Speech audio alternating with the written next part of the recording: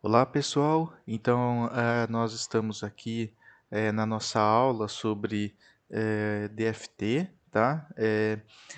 Gostaria de ressaltar que essa aula aqui, tá, pessoal, ela é algo a mais, tá? Ela não está prevista na ementa da disciplina, mas nós gostaríamos de adicionar algo a mais na formação de vocês, tá bom? Então, eu não sou especialista nessa área, então eu vou fazer o possível para que pelo menos vocês tenham conhecimento do que é o DFT de uma forma geral e como que ele poderia ser aplicado para a termodinâmica computacional, tá? No método Calfati principalmente, tá bom, pessoal? Então, essa é a última aula. Então, aqui o cronograma, né? Nós já vimos bastante coisa, né?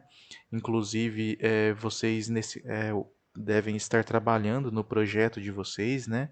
Na apresentação. Então, aqui nós estamos na semana 12, tá? Em que nós vamos falar sobre DFT hoje, tá bom? Então, nos capítulos anteriores, a gente falou sobre revisão da termodinâmica e diagramas de fases, falamos sobre o método Calfadi, solução sólidas ideais e não ideais, extrapolação para diagramas de ordem superior, confiabilidade da base de dados, compostos estequiométricos, ordenamento e magnetismo. Então, vocês percebem que essa disciplina, né, ela já está se encerrando, né? Essa é a última aula teórica nossa. Então, vocês percebem que eu gostaria de dar um feedback, que vocês dessem uma olhada no que foi falado e percebessem o quanto de informação que já foi dada para vocês. E que, caso vocês tenham alguma dificuldade em alguns desses temas, né, pessoal? Então, que vocês revisem, assistam novamente às aulas, tá? Nós tentamos fazer as aulas da melhor forma possível para que vocês pudessem entender, tá bom?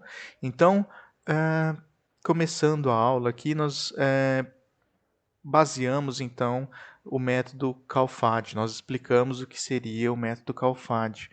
Eh, com certeza vocês já imaginam então que o fundamento do Calfadi é a construção das bases de dados, certo? Sem as bases de dados não é possível o método Calfadi. E as bases de dados, elas se baseiam no valor de G, certo? Que seria a energia livre de Gibbs das fases, né? Então, existem diversos cálculos que são feitos para minimizar a energia livre de Gibbs, para verificar quais estruturas possuem as menores energias livres de Gibbs, tá? Então, como obter os valores de G para compostos que não existem na natureza, certo? Então vocês podem ter se perguntado isso, né? Lá atrás, na primeira ou segunda aula, né, eu perguntei como que o G é obtido. Então, são experimentalmente, né? Então, existem algumas técnicas que vocês descreveram, mas imagine então, pessoal, por exemplo, que eu preciso descrever a fase HCP do ferro, por exemplo.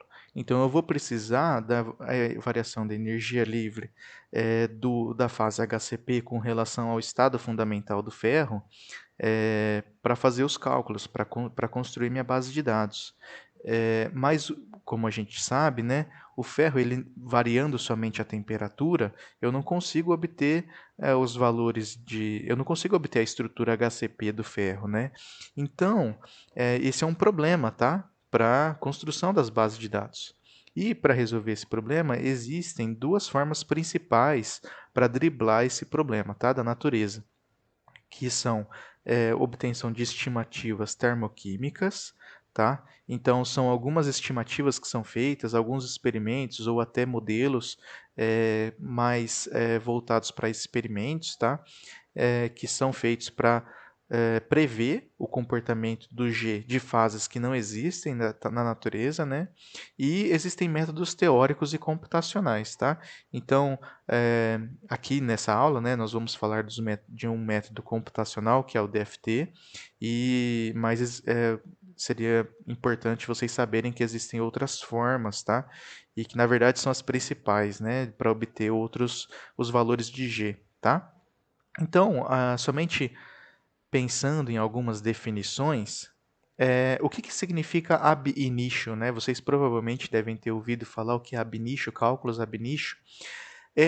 A cálculos ab initio na verdade, são cálculos que querem prever, recriar qualquer fenômeno da natureza a partir de modelos matemáticos.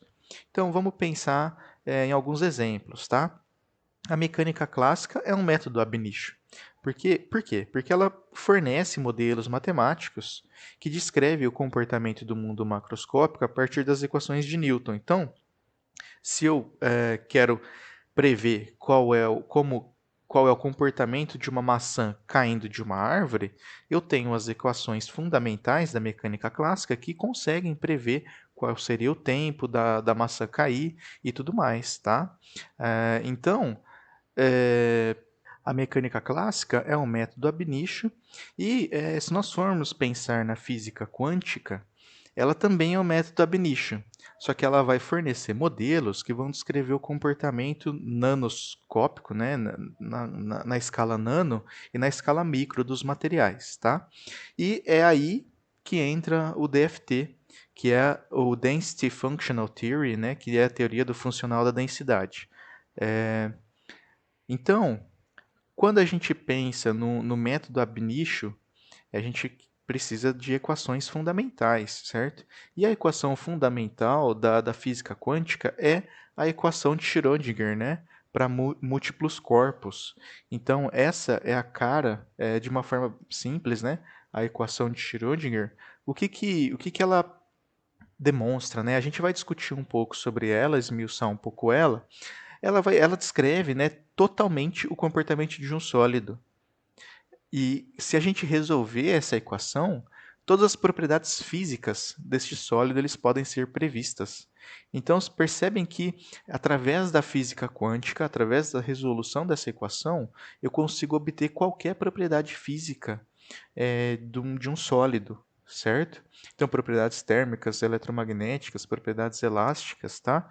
Então, vocês já percebem que essa equação de Schrödinger ela é muito poderosa, tá?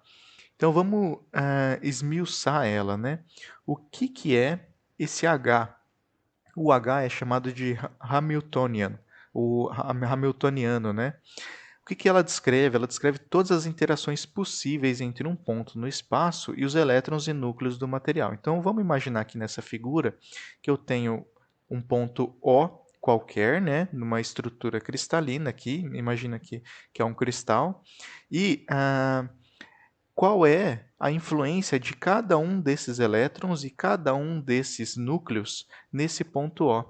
Então, nesse caso, eu vou ter as interações de Coulomb, né, entre atração entre os elétrons e repulsão entre os elétrons e atração com o elétron-núcleo, né? E eu vou ter a energia cinética dos elétrons e dos núcleos. Então, basicamente, esse Hamiltoniano ele vai descrever todas as interações possíveis entre as partículas, tá? Focado principalmente nas interações eletrônicas, que é as interações de Coulomb, e levando em consideração também a energia cinética, tá? De cada uma dessas partículas. O que é o E? O E é a energia, então é uma propriedade observável do sistema, né? Certo? Mas o que significa essa energia? Vamos imaginar então que a gente está com um sólido a 0 Kelvin, que a gente chama de estado fundamental, tá? Então a 0 Kelvin não temos temperatura, tá? Então nós dizemos que essa estrutura está no estado fundamental e vamos imaginar então que eu tenho um sólido nessa temperatura e eu elevo a temperatura até que os elétrons e os núcleos estejam separados a uma distância que a gente pode considerar infinita entre eles. Então, imagina que eu vou aquecendo esse sistema até chegar nesse ponto.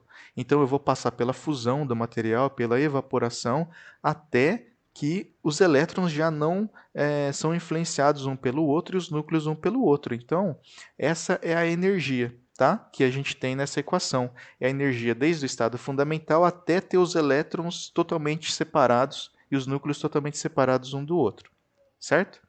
Então, essa energia ela é uma propriedade observável, tá, pessoal? Agora, pensando no outro termo, essa letra, né, o psi, ele denota, né, ele representa a função de onda. Então, ela é uma descrição matemática do estado quântico de um determinado sistema. Vamos pensar de uma maneira mais prática. A interpretação de Born, né, que é famosa, né, é que o módulo da função de onda elevado ao quadrado corresponde à densidade de probabilidade de uma determinada partícula estar em uma determinada coordenada do espaço. Vamos olhar aqui, então, simplificar isso. Vamos olhar electron probability, esse gráfico aqui, tá? Vamos pensar aqui, então. Eu tenho um núcleo aqui que está na distância zero, tá?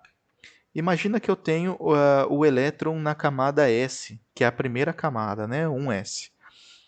Qual que é a probabilidade de eu encontrar esse elétron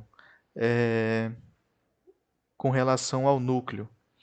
É essa curva. Então, o elétron ele não está determinado em uma posição.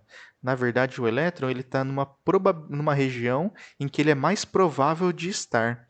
Então, essa um dos preceitos, né, da física quântica. Se a gente pensar no elétron 2s, da camada 2s, vocês já percebem que existe um outro comportamento, né? E do 3s também. Então, é uma probabilidade de encontrar o elétron 3s é maior nessa distância, por exemplo. Mas ele pode ser encontrado em outras distâncias também, tá? Então, a função de onda, certo? Ela elevada ao quadrado, ela vai me dar essa densidade de probabilidade de encontrar um elétron em uma determinada distância do núcleo. E algo muito importante que a gente vai basear a aula de hoje é de que se a gente sabe a função de onda de um determinado elemento, numa determinada estrutura, a gente sabe tudo desse sólido, certo? Então, obviamente, isso é muito mais complexo do que eu estou apresentando aqui, é só uma explicação, uma aula bem simples, bem resumida, tá? Então, pessoal, quem tiver mais interesse, procure a gente tem alguns materiais para vocês estudarem. Então, para cada valor, indo mais para frente agora, para cada valor de função de onda, vai haver, então, um valor de densidade de probabilidade de encontrar uma partícula na posição R. Então, percebam que existe uma correlação entre a função de onda e a densidade de probabilidade de encontrar uma partícula de um elétron, tá? Então, se a partir da função de onda eu posso obter as propriedades físicas de um sistema, a partir da densidade eu também posso ter as propriedades físicas de um sistema. Então percebam que o conceito é relativamente simples. Se eu tenho a densidade, o valor da densidade, eu posso ter, então, ao final, uma correlação entre essa densidade e uma propriedade física. Então, o que seria essa função O. Mas, qual que é o problema, então, né, do DFT? É saber qual é essa função O. Então, nem sempre é fácil definir qual é essa função. Então, se a gente tem a densidade, a gente sabe que a gente consegue obter a propriedade física. Mas, talvez, para uma determinada propriedade física em um determinado sistema, não se tem ainda qual é essa função que vai correlacionar entre a densidade e a propriedade física. É aí que está a dificuldade, né? Dessas equações, né, desses modelos. Então, quando a gente pensa na equação de Schrödinger, ela tem essa cara, né, a gente já descreveu bem simplificado cada um desses termos. Os algoritmos para a resolução da equação de Schrödinger, eles são conhecidos, tá, pessoal? Porém, imagina que ela iria demandar um tempo gigantesco, enorme, anos para resolver, até mais do que anos, tá? Então, o que é o DFT? O DFT ela vai transformar a resolução da equação de Schrödinger, que é complexa, e ela é voltada a resolver problemas de múltiplos corpos, em soluções na resolução da equação de Conchan, que é voltada a resolver problemas de partículas únicas. Então, ela é uma forma de obter o mesmo resultado da equação de Schrödinger de uma forma diferente. tá? Basicamente, de uma forma bem leiga, bem simples, resumida, é isso, tá? Então, diferente do CalFAD, apesar dos avanços recentes, tá, pessoal? O DFT é computacionalmente caro, então nós precisamos de um computador que seja parrudo, certo? Um computador que tenha vários núcleos de processamento, tá? Então, para você fazer os cálculos de DFT, cálculos simples até podem ser feitos em computadores médios, mas caso você queira algo mais elaborado, você precisa de um supercomputador, tá bom? E o que é o método, então, de Conchan? De uma forma prática, né, ele obtém a densidade de elétrons no estado fundamental. Então, qual que é um dos problemas, né, de usar a solução da equação de Conchan? Então, a gente vai resolver essa equação de Conchan, que é para uma partícula, e lembrando sempre, né, que o nosso objetivo é obter a densidade, certo? Que é o valor do ρ. Então, mas para eu fazer essa extrapolação entre a solução da equação de Conchan para a solução da equação de Schrödinger, eu preciso de um funcional de correlação e troca. E para eu resolver a equação de Conchan, eu uso também alguns métodos numéricos, tá? São métodos aproximados, entre aspas, tá? Métodos matemáticos. Então, só aí eu já tenho algumas fontes, possíveis fontes de erros, tá, pessoal? Mas isso eu não vou entrar em detalhe aqui, tá? Então, aqui, quando a gente pensa na equação de Schrödinger e a equação de Conchan, elas são bem parecidas, né? Mas uma é para múltiplos corpos e a outra é para um único corpo, né? A gente tem que pensar nesse funcional de correlação e troca, que é a chave para transpor o resultado de uma única partícula para um corpo com múltiplas partículas. Então, existem então diversos métodos, tá? Os métodos que envolvem ondas planas e diversos métodos. Além disso, diversos códigos que na verdade são os softwares disponíveis para fazer o cálculo DFT. Alguns exemplos são o VASP, o Quantum Express, o 22K, inclusive na UFSCar, né, nós temos o grupo do professor Guilherme Zepon, ele tem o 22K, tá, para fazer os cálculos usando o DFT. Então, quando a gente pensa na resolução dessas equações, a teoria ela é bem densa, tá, pessoal? Eu estou explicando de uma forma muito leiga, muito simples e que, inclusive, pode ter alguns erros, mas que a ideia geral é essa, tá, pessoal? Resumindo, então, a estrutura eletrônica ela vai resultar da interação entre os diversos elétrons com os diversos núcleos da estrutura. Então, qual que é o primeiro teorema, né, do DFT? As propriedades no estado fundamental, as propriedades físicas no estado fundamental, elas são unicamente determinadas pela densidade eletrônica do sistema e que vai depender das três coordenadas espaciais, certo? O que é o DFT? É uma redução do problema de múltiplos corpos de n partícula para somente uma partícula. E a energia, né, no ground state, que é no estado fundamental, é obtida através da minimização da energia em função da densidade eletrônica. Tá bom? Como que é, então, eu abro o meu software de DFT de uma forma muito simples, tá, pessoal? Bem simplificada. Qual que é a metodologia? Eu seleciono, eu falo para o software, né, quais elementos eu tenho na minha estrutura. Então, vamos supor que eu quero saber qual é a energia, né, do ferro na estrutura HCP. Então, eu falo que eu tenho somente o ferro e qual estrutura cristalina eu gostaria de fazer essa simulação.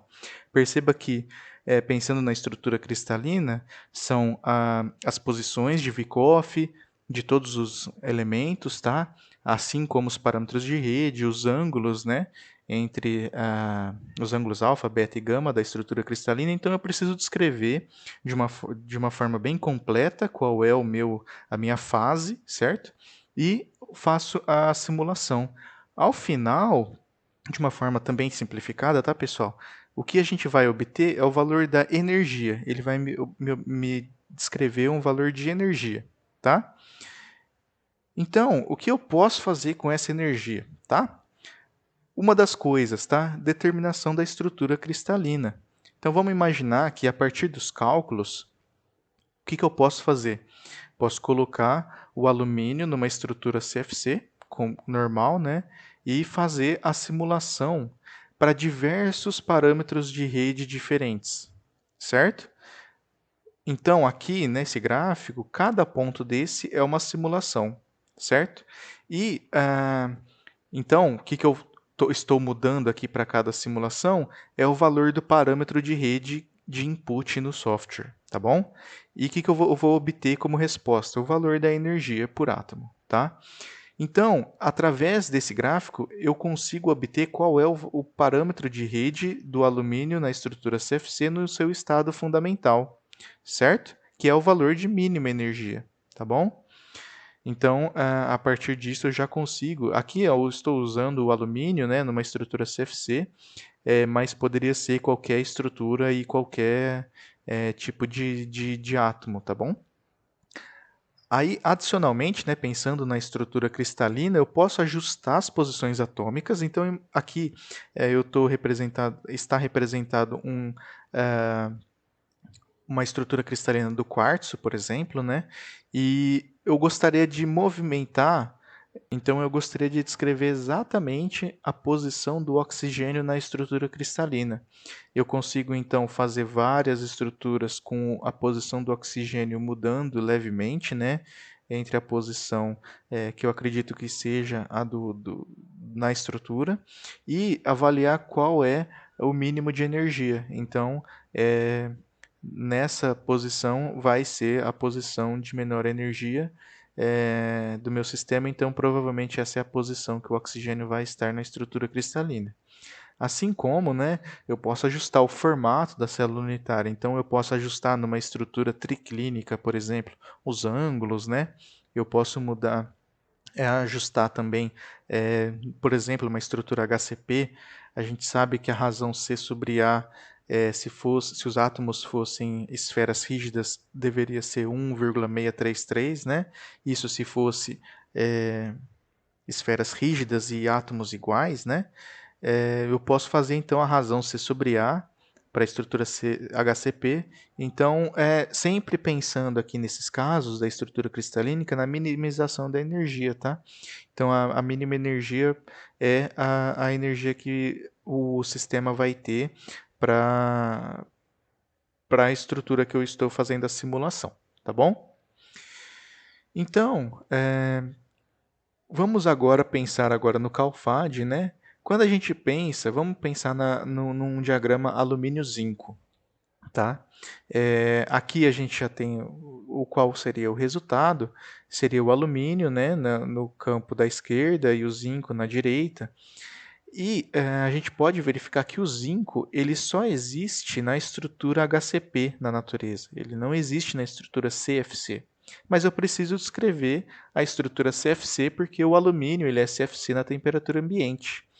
E, como vocês viram, né, na base de dados, nós, para fazer o cálculo do G da fase CFC, por exemplo, nós temos o G de referência mais o G de mistura ideal e o G de mistura de excesso, certo? Então, o G de referência ele vai precisar do valor de G do zinco na estrutura CFC. Mas qual que seria, então, como que eu obtenho o valor de G para a estrutura CFC, tanto do alumínio quanto do zinco? Do alumínio, o alumínio ele já é CFC, então é relativamente fácil. O do zinco, a gente pode obter a partir, então, de métodos DFT. Tá? O zinco ele não existe na estrutura CFC no estado puro. Então, como que eu obtenho esse valor? Vocês lembram que lá na base de dados, né, então, para descrever a fase CFC, o alumínio aqui, a gente tem o G do SER, né, que é o Standard Element Reference. Já o do zinco, ele não vai ser o SER, né, porque ele é HCP nas condições ambientes, tá? Então, eu preciso obter qual é a diferença entre o G do zinco na fase HCP, que é o estado fundamental, e o G na fase CFC. Então, a diferença de energia livre de Gibbs de uma fase alfa estável e uma fase beta meta estável, ela pode ser dada por essa equação. E vocês podem verificar que existem diversos termos e um deles é a entalpia de formação a 0 Kelvin. Tá? Então, a partir de cálculos DFT, eu posso obter qual é a entalpia de formação a 0 Kelvin. E existem diversos outros termos que são componentes vibracionais, que principalmente que vão influenciar o comportamento em função da temperatura, componentes eletrônicas, magnéticas, de pressão, tá? Então, quando a gente pensa nesses cálculos, né, nas estimativas termoquímicas, que são aquelas estimativas que eu comentei que são métodos experimentais, e o DFT, aqui tem uma tabela com uma diferença, né, entre os métodos uma diferença entre a fase HCP e CSC e a diferença entre HCP e CFC. Aqui, o TC são métodos termoquímicos, tá? E os outros métodos são métodos usando o DFT.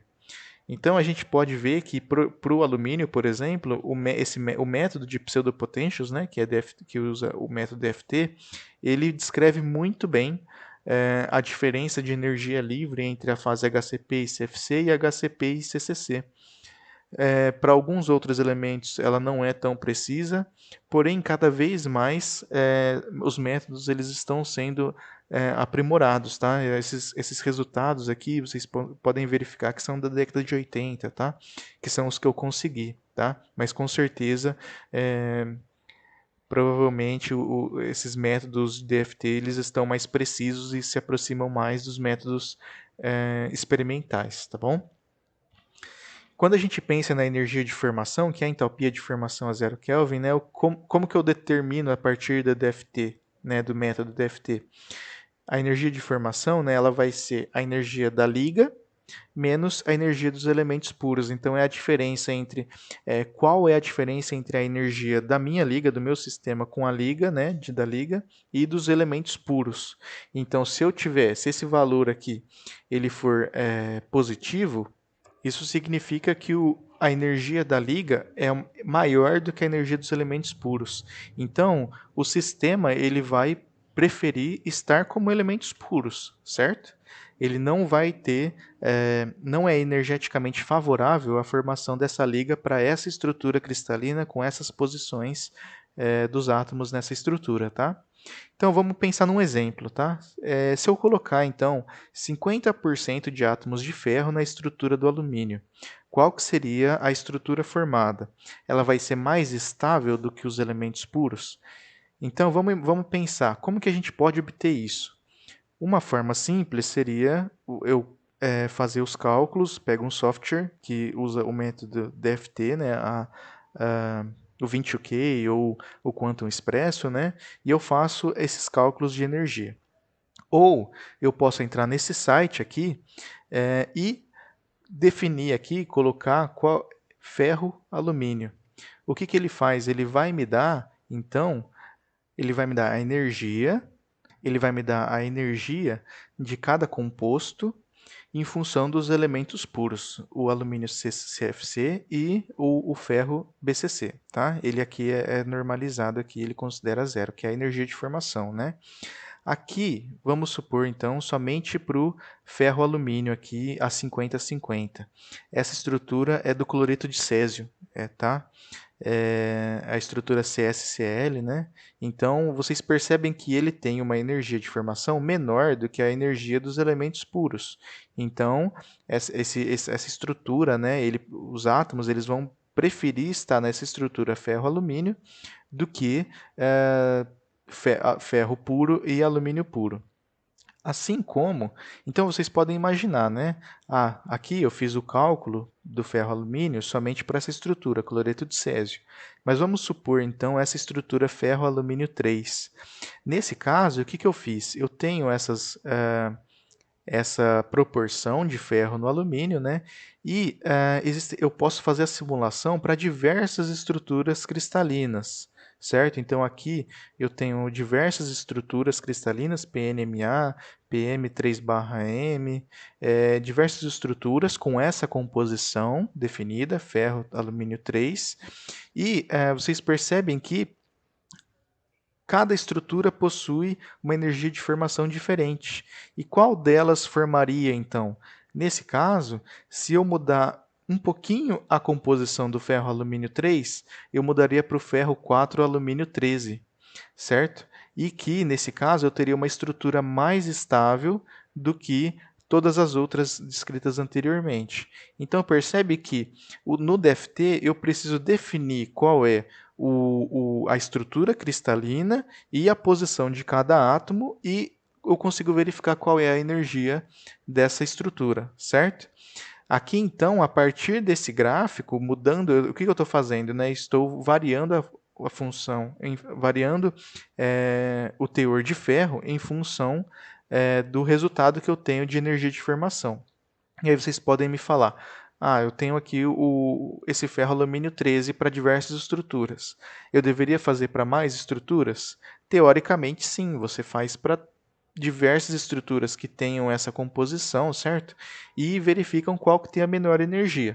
Vamos supor que eu não soubesse, que eu não tivesse nenhum ponto nesse gráfico, e eu só tivesse feito a simulação do ferro alumínio 3 para essa PM3/M, para essa estrutura. Eu falaria, essa estrutura ela é estável e ela vai formar no estado fundamental, certo? Mas não, eu tenho formas do ferro alumínio 3 mais estáveis do que essa. Então, eu preciso, na verdade, fazer simulações em diversas estruturas que tenham essa composição, tá? Vocês já percebem, então, que a partir do DFT eu consigo construir um diagrama de fases a 0 Kelvin, certo? Então eu consigo variar a composição do meu sistema e verificar quais são as estruturas mais estáveis para cada composição e, invariavelmente, a 0 Kelvin eu vou ter quais são as estruturas cristalinas para cada composição, mais estáveis para cada composição, certo? Então, vamos fazer aqui, vamos comparar esse gráfico, né, que eu obtive por DFT, de energia de formação, e o diagrama de fases. Percebam que as fases aqui, elas mudam muito pouco entre a temperatura ambiente e 0 Kelvin, né, no diagrama de fases. Então, percebam que com em torno de 25% atômico de ferro, eu tenho a estrutura ferro 4 alumínio 13, que é exatamente essa descrita na energia de formação, aqui no gráfico de energia de formação. Assim como todas as outras estruturas. O ferro 2 é ferro alumínio 2, tá? O ferro alumínio, que é esse campo, e o ferro puro, tá? Então, pessoal, imagina que eu tenha uma composição em torno de 70% de ferro, vamos supor, tá? Se eu tenho 70% de ferro, eu vou chegar nessa curva, né, que eu vou construir essa curva, que a gente chama de envoltória convexa, em inglês é convex hull, que é basicamente como se eu tivesse, vamos supor que eu coloque pregos aqui e eu coloque um elástico, tá? Então é como se fosse retas que vão unir os pontos mínimos, tá? Então esse é o convex hull. Se eu tiver 70% de ferro, eu vou ter uma mistura entre o ferro-alumínio, as fases ferro-alumínio e a fase BCC do ferro. Aqui, nesse caso, né, a gente tem algumas estruturas que estão muito próximas dessa envoltória convexa e elas podem ocorrer. E por que elas podem ocorrer mesmo estando acima, mesmo tendo uma energia de formação acima dessa envoltória? Isso se dá pela influência da temperatura, tá? Então, aqui nesse caso aqui do grid diagrama de fases, ele prevê a formação dessa fase Fe3 alumínio. Mas isso, se eu tivesse a 0 Kelvin, ela não seria estável, tá? Ela não formaria. Mas se eu aumentar um pouco a temperatura, ela vai ser estável, tá? Então essa é uma das limitações dos cálculos da FT, tá? Os cálculos básicos, tá? Os mais comuns, digamos assim. Pensando agora nos diagramas de óxido, eu fiz a mesma coisa, eu levantei aquele diagrama de energia de formação pela composição, só que agora para o óxido de lítio e o óxido de alumínio. Da mesma forma, eu consigo obter quais são as estruturas cristalinas a 0 Kelvin. Percebam aqui, ele está invertido, né? Percebam aqui que a fase lítio é o óxido de lítio, depois eu tenho o lítio 5, alumínio, oxigênio 4, que é essa fase alfa, né, nessa estrutura alfa. E por aí vai, né? Então eu tenho a estrutura lítio, alumínio, oxigênio 2, o lítio, alumínio 5, oxigênio 8, e a alumina, né? O alumínio 2O3. Percebam aqui que para algumas estruturas eu tenho os pontos em vermelho, certo?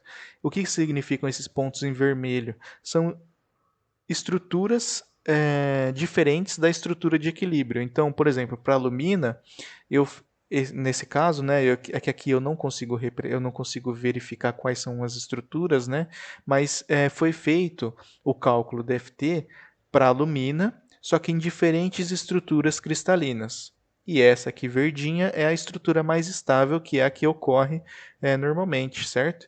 Então, eu necessariamente precisaria pegar cada uma dessas estruturas e fazer o cálculo para cada uma dessas composições e fazer o cálculo para diferentes estruturas cristalinas, tá bom? E verificar qual que possui a menor energia, tá bom? Então, basicamente é isso, tá, pessoal? A aula. Algumas considerações adicionais. Caso eu induza forças em algumas estruturas distorcidas, eu consigo obter as propriedades elásticas, definindo somente o que é um fônon, né? O fônon é uma quase partícula que corresponde a um quanto de vibração em uma estrutura cristalina. Então a gente imagina que se eu considerar a presença de fônons, né? Se eu considerar os fônons no meu cálculo, que na verdade é um cálculo adicional que eu preciso fazer, eu consigo descrever o comportamento, né, do meu sólido em função da temperatura, tá? Assim como com métodos estatísticos eu posso obter a entalpia de mistura de uma solução sólida, e nesses casos, né, eu posso obter calor específico, condutividade térmica, condutividade elétrica, então eu consigo obter várias propriedades físicas desses sistemas, tá? E eu posso obter também cálculos em função da temperatura, mas obviamente o custo computacional vai sendo cada vez maior, tá, pessoal?